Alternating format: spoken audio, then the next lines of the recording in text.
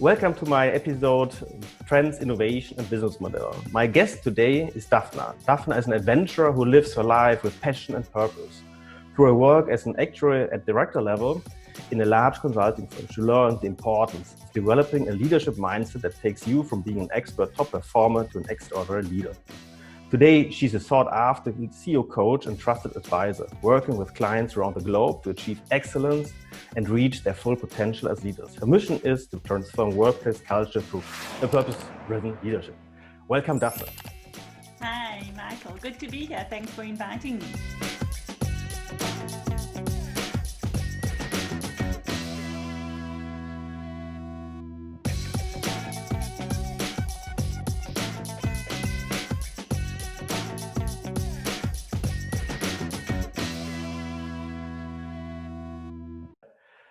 Daphna, probably you want to share something more about you and your mission for our audience, if you like. Yeah. So I think, especially at this time that we're in now, I think it's so important to really step into leadership. And that's my mission, helping everybody step into their full potential as leaders. Because I know and I see and I work with people who are really good at what they do, top performers, experts in their field. And when it comes to leading the business, leading people, often a huge challenge, and leading themselves. So really understanding our own impact and influence, our ability to mobilize people, to change our environment, to make a difference, to create the business that we want. That's where we need help. So we can be good at what we do and we can continue to do what we do and be really great. And then we hit a point where we know that we need other skills in order to take it further and really have the impact and influence that we want. And that's really my mission, is to help people break that plateau and really achieve their, as I say, their full potential as leaders, because it requires a different mindset. It requires stepping back and really looking at what you're doing and really understanding how to build relationships and bring people along with you. And that's not a simple thing. We know, working with people. Yes, people are all different. That's definitely. Exactly. And especially in this more or less fast-paced, uncertain, and complex world.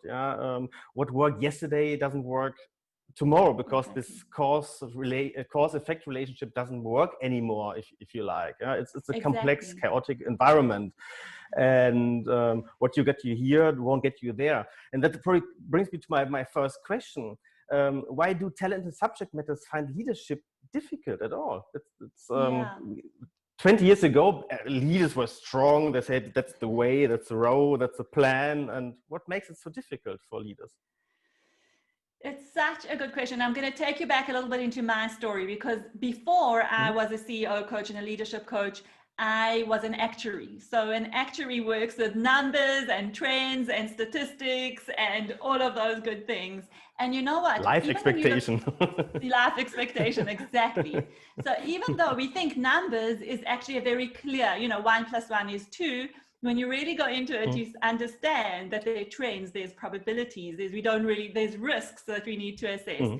And I always joke, because I say that, what I do with people today is the same thing that I used to do with numbers. And that's the fascinating side of it. But the even more fascinating side is that, as you said, every person is different. So even as a leader, and I think we know this even for people parents who have children, we know that one style with one child is not going to work with another child, because every person, every human being is different, and you need to have that acute awareness and understanding of how to engage with that person in order to get the best out of them.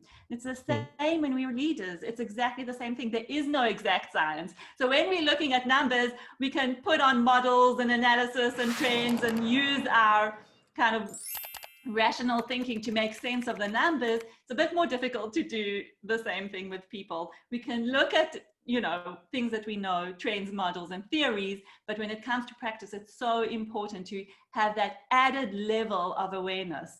And when I look at awareness, it starts with yourself. It's self-awareness. How do I behave? How do I get triggered by this particular person? How do I respond to the situation? And how's that impacting the people around me? And then am I getting the results that I want? And it's a much more complex model, in my opinion. I just love that. So I've made the transition from numbers to people. And it's fascinating because every situation is different. And that's where, as leaders, we need to be fine-tuned into that. So when you ask, why is it so difficult? I would say that because the people that I work with that are really great at what they do on a more expert level in terms of numbers, find it very hard to say, well, how does this work with people then? And how do I adjust myself? And often, it's like I work with a lot of people who say, I just find it so hard to do the small talk thing. I don't know how to engage. If I need to talk about my subject matter expertise, I can go on and on. But when I need to just engage with people, build relationship and build trust, I find that really hard. And yet we know that's the thing that's going to build the relationship that will help you get the most out of the people that you are working with. So, it's complex. Yeah, I see that, because it means numbers or trends in as actuary, you can really predict a little bit the future. Yeah, not the long time future, but you try.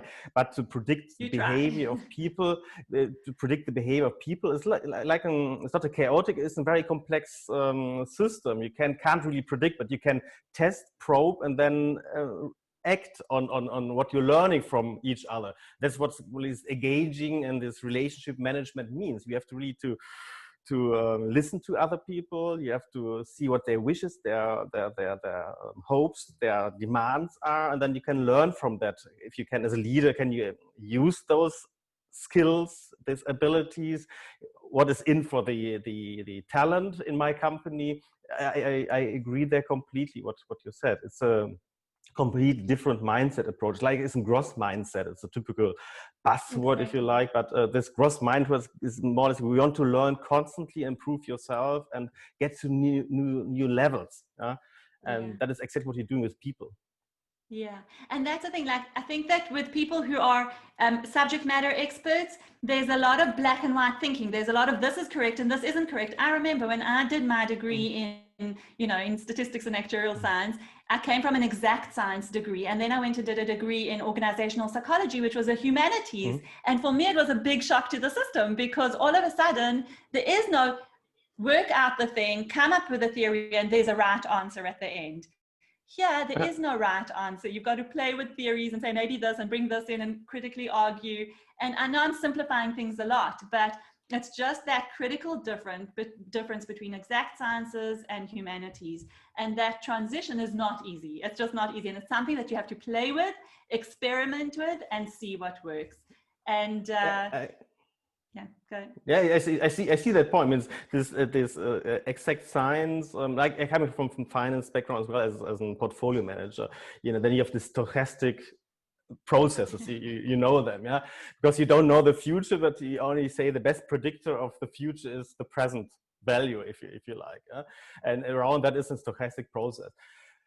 But with working with people, you can say as well, it's a kind of random walk, but it's not true. It's not a random walk, because that brings me more or less to the next question. Means every person, has an own agenda, has an own wishes, hopes, has an own purpose, what he wants to fulfill, to achieve in his life, and it's as well a buzzword, this big why, purpose-driven organization. But what do you think? Why is it as well so important for a leader to show a purpose and to get people behind this common vision, or to build a common vision, to have a common purpose? Yeah, I think that for me, purpose is kind of at the core of why. It's answering that question, why we exist. Why do I exist as a person, as a human being, which also then translates into how I show up as a leader? Why does a company exist beyond profit and making money? And we believe that in this world that we're in now, we really have a purpose that is deeper than survival. Making money and making profits is about survival. And from what I see, there's a collective awareness around there is something we're meant to do beyond just survive. And everybody has this yearning for thriving in some way. And how thriving looks is very different. Whether you're a company, a team, or an individual, thriving is going to look different to you based on who you are. What is at your core purpose?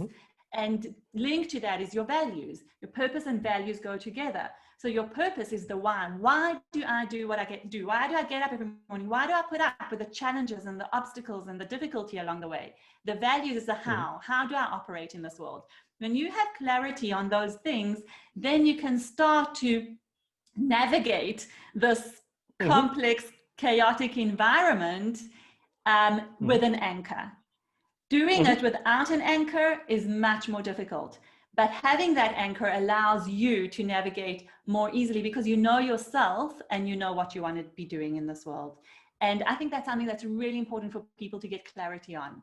And a lot of people might have a sense. So I often say that some people might have a sense what their purpose is, what their values are, but can they really articulate it clearly? Because when you can articulate it, when you can say it clearly so that you understand and other people understand, then you know that anchor is solid and that you work from it. You can always go back to it. When you're having a difficult time, when you're not sure what to do, go back to your anchor.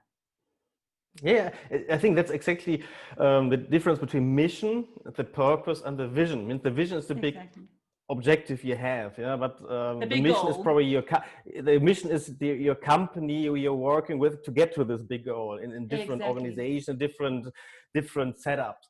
But the purpose is more or less the energy. Yeah. Sorry.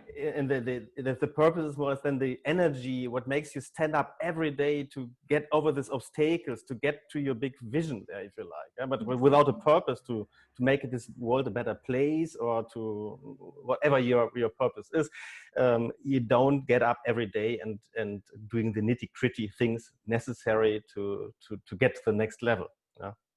Yeah. Yeah. And I have to add to that it comes from a place of feeling. So it's not necessarily that rational approach. So, having a beautiful sentence that sounds exactly right and is so inspiring. It's not about that. It comes from a place of deep feeling. And that's, I say, it's kind of that's at your core. So when I think about one of the most difficult things that I've done is climb Kilimanjaro, which is the highest mountain in Africa. And I did get to a point where I really physically just couldn't take another step. I just couldn't. It was the middle of the night. We were walking to summit. It was freezing. I couldn't breathe. I was actually literally falling asleep while I was walking. And at one point, like just before I broke down, I just couldn't take another step. And our guide came to me and he helped me, warmed me up a little bit, and he said some encouraging words. And I think that's when your I don't know, mental toughness, your mindset, something else takes over, because it's not your rational brain saying you've got to do this, you've got a goal. It was something inside me, my strong sense of why and why it was important for me to achieve this, which was much more in the place of feeling and intuition and mindset and mental toughness than any rational thing that you could say that actually got me there.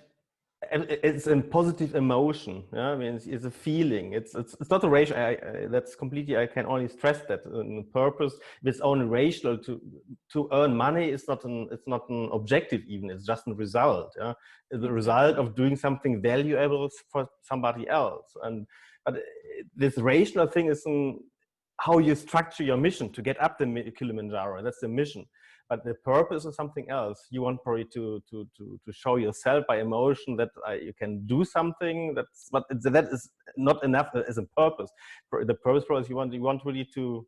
I don't know. What was your purpose to get up on the Kilimanjaro?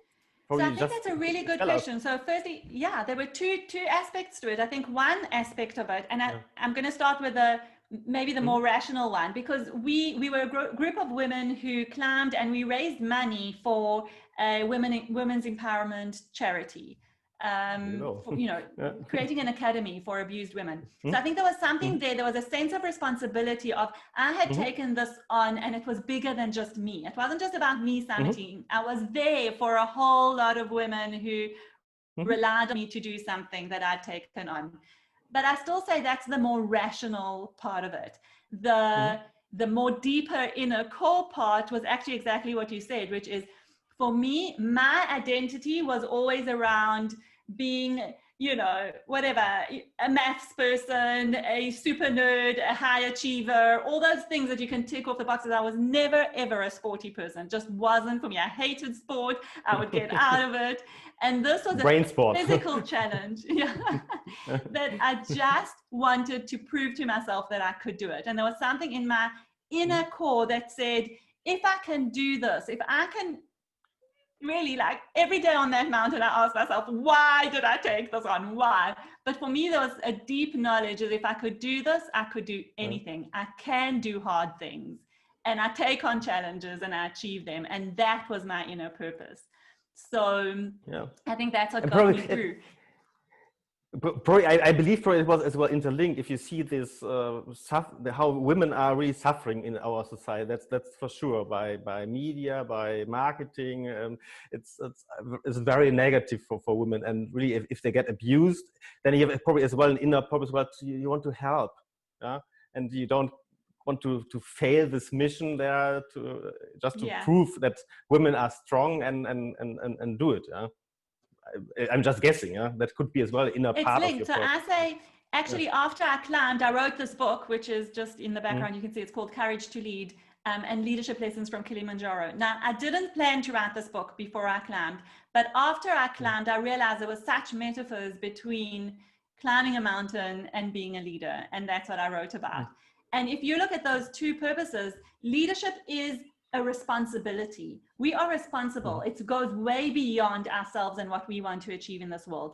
And together that, again, I say it's a two-pronged journey. It's about who you are and how you show up as a role model, as a leader of people, as a builder of relationships, as a person who's kind of going towards a mission. And those two things are very much reflected in my journey of that sense of responsibility. It's not just about me. And that sense of how am I going to show up, and how am I going to take on this challenge and you know, do something for myself that is very different to what I'm used to, and how am I going to show up in that challenge.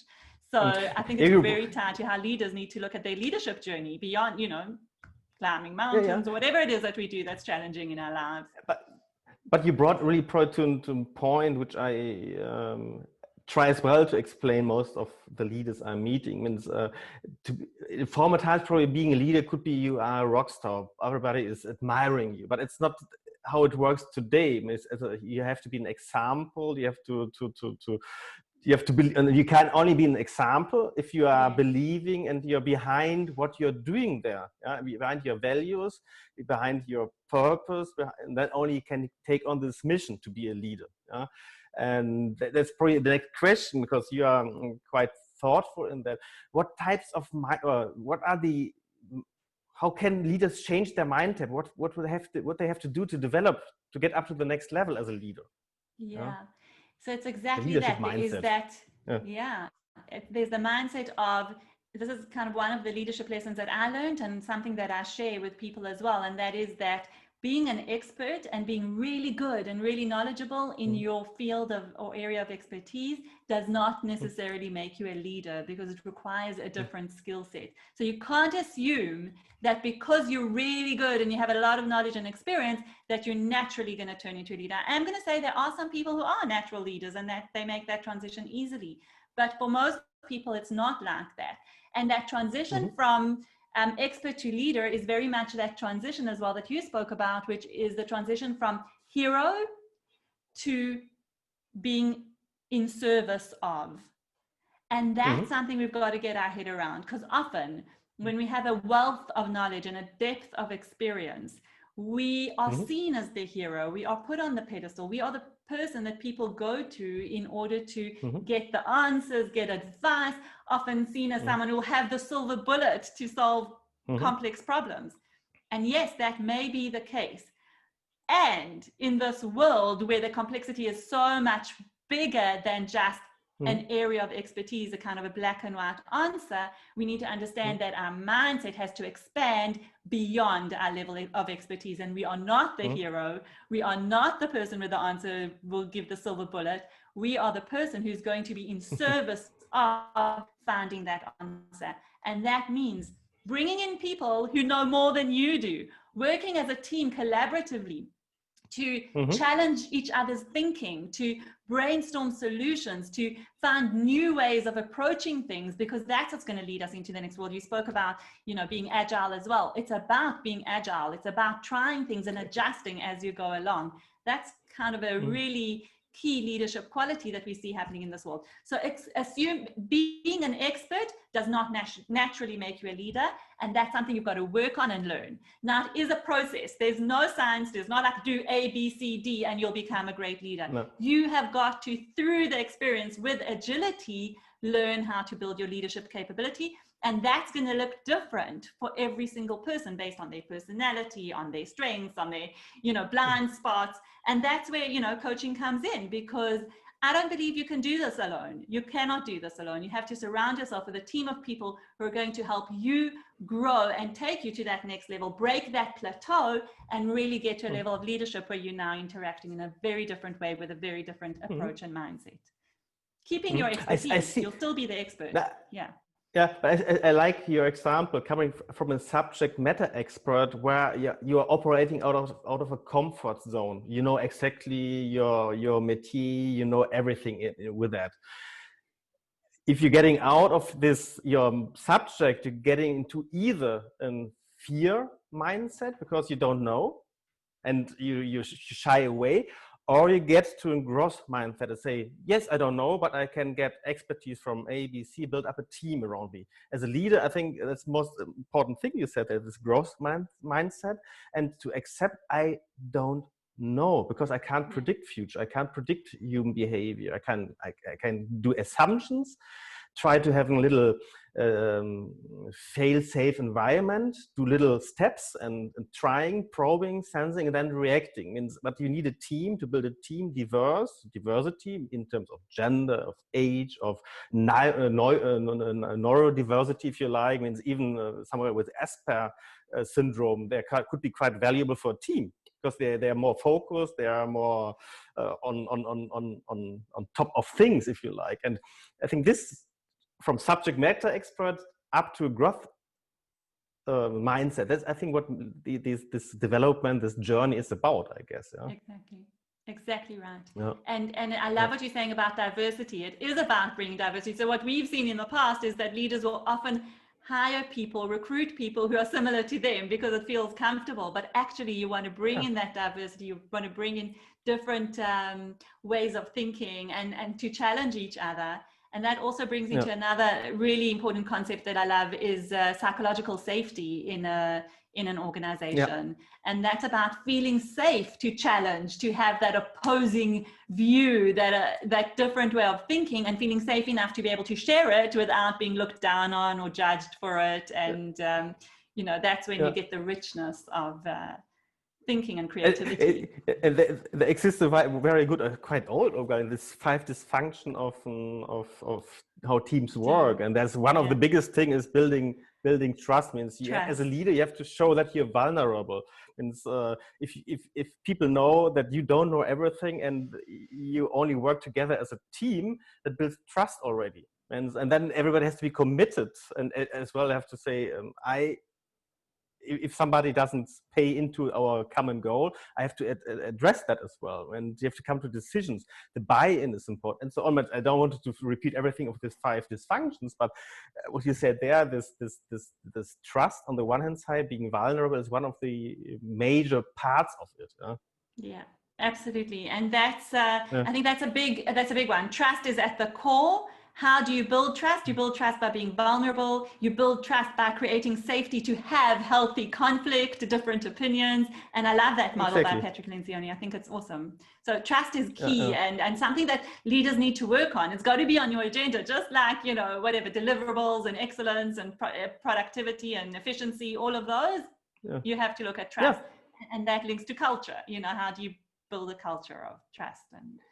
And culture, what is culture? I'm just giving my guess. I think culture is more or less a kind of experiences from the past where building up your assumptions for the future. That's a kind of culture, and but you can, to change culture in companies, or to change culture within a person, your own beliefs, in your unconscious biases. You need this experimental growth mindset. Means you have to to test and challenge all your assumptions by that, and have to probe them. Are they really true every day? Yeah, exactly. Exactly. And be willing to hear the answer. Listen for the answer, you know, listening. Also key. Yeah. I do say, I have to say that the tool of leadership is conversation. And when you look at that, it's like, ask yourself, what kind of conversation do you want to have? It requires trust. It requires listening. It requires curiosity, asking questions to learn, not to lead people, manipulate them to your own way of thinking. And when you can have that level of conversation, then you really are being a leader. Yeah, you have to get out of this fear mindset. Means if somebody knows more than you, they have to listen. If somebody has a different opinion and he's challenging your view, you can learn from it, or you can flee and being then emotional. But the growth mindset that what a leader needs, take every advice, every view as a gift. Exactly. If you like it or not, but take it as a gift. Sorry. Yeah. I was going to say that, you know, that example of, you know, a child, when they're learning how to walk, they don't fall down once and go, okay, I'm giving up this walking thing. It's not for me. And that's what a growth mindset is. You fall and you get up again, and you fall and you get up again. And every time you're learning and you're tweaking and your brain is adjusting. Yeah, exactly. And your experience, you're talking to lots of leaders. What they are fearing the most in most situations? It's most, yeah. Yeah. What do leaders fear the most? That's a good question. I think it's so interesting because I think, again, just to say as a blanket rule, leaders fear the most X is difficult because everyone is different and everyone's going to have their own triggers which will lead them to fear different things. But I think there are leaders that really fear being vulnerable, really hard for them. They still feel that they have to hold up this image of, I know what I'm doing, I have the answers, I'm going to lead you, I'm going to show you the way, just follow me, which is something that is a very sensitive place for leaders to play with that vulnerability, and definitely something I work with a lot of my clients. And on the other side, I will add to that is just the environment that we're in at the moment with this high level of turbulence and uncertainty. You know, we don't know. I mean, we're now in a second lockdown. Are we going to go into a second lockdown? Are we going to have more restrictions or less restrictions? How will that impact business? Worrying about the safety of the people around us and the people we love. So I think that is a lot of there's a lot of fear around how to manage that and how to carry responsibility for the people. That's what I'm seeing a lot of, that there's a huge sense of responsibility, not letting your business down, not letting your teams down. How do I carry that responsibility as a leader and really kind of lead through this very tough time that everybody, you know, is experiencing? I think this COVID-19 is one of the best examples. But first of all, it's a crisis. A crisis is a typical accelerator of change. But change what already happened anyway. That's one thing. And what it brings as well with the COVID-19, you don't know about this virus anything really. I mean, it's a typical complex environment. This cause-effect relationship doesn't exist really. Except you get the virus, you're sick. Yes, that cause-effect relation exists, but the typical what I have to do as a business, what I have to do as a person, it's a complex thing, and you have to learn. You have to do the little step, test them, probe them, and then you can do the next step. It's like being in the dark wood. I love this, and you can't see it. Then you have to get one step ahead. If you hit a tree, then do something else. Do more from what is working and stop doing what's not working. That's exactly the approach you need there as a leader as well in this crisis. And that's like the being very kind of agile and dancing in the moment and being comfortable with not knowing. And it's really interesting because I think our world has always been changing. There was never a time that there was no change. And, you know, there's a lot of discussion around change management and how do we lead change and all of that. And here we have come to the test of this kind of biggest change that we've seen in a very long time. And that's very unsettling for people. How do all the theories and all the stuff that we've been practicing and kind of working with, and we had time to deal with, now we've kind of been confronted with a huge, you know, shock. Exactly. And what it brings as well on the plate is you know, all this business continuity management plans, yeah? A well-defined plan. Where are those plans? Because they can't work, because you can't think you know, you have this unknown unknowns, and to think about unknown unknowns ahead, it's still really a little bit difficult, I would say. Really yeah? difficult. So the question for me is, it's more around how do you be, you know, who do you be in this place? How do you show up as a human being and as a leader? Because you don't have the answers, you don't know what's going to happen tomorrow, you're going to have to completely dance in the moment all the time. So a critical factor here is how you are showing up as a human being and as a leader, and not so much what you're doing, because you could do something today and tomorrow you'll find out maybe it wasn't the right decision, and then you change track, and then you do something else, and you're constantly in this adjustment phase, which is fine. But the real question is, how are you leading that? How are you showing up for your people? How are you showing up for yourself and for your business? And that's something I think we can all work on. That's what we do have control over. Exactly. It means, and you have really constantly to learn, and you have to be a pure example of good behavior. It means you have to really follow your vision and purpose driven. Daphna, the time is passing so swiftly. I could talk on and on with you, but what I think for the last words are yours, yeah, because after we are nearly 40 minutes now. What kind of conversations should leaders have really in those challenging times with their staff? What should they talk about with their staff to give them more, I don't know, hold? Yeah, I think the key is to have conversations and have real conversations. So not to feel like you need to be this hero that's holding everything together. No, everybody is experiencing a high degree of uncertainty, and you don't have to take it on yourself. So what I love is handing over personal responsibility. So first of all, everybody takes personal responsibility for themselves, talking about what that looks like, and then how can we together spread the leadership out and have this collective responsibility for what we have to do. So I would say move away from being that leader, as we said, with the answers, with the silver bullet, with the person who's got to show the way and be the role model for everything. Yes, you're a role model, you know, when you're a leader, but have the conversations with your people, be real about where you are, what you're worrying about, where you want to go, and then spread that leadership, because you're all in this together and you can all lead in different ways. So how do you do it as a collective approach to leadership rather than here I am, I'm the one? Thank you. That was a brilliant last word. Thank you very much, Daphna. Thank you. Thanks for having me on, Michael. It was wonderful to be here.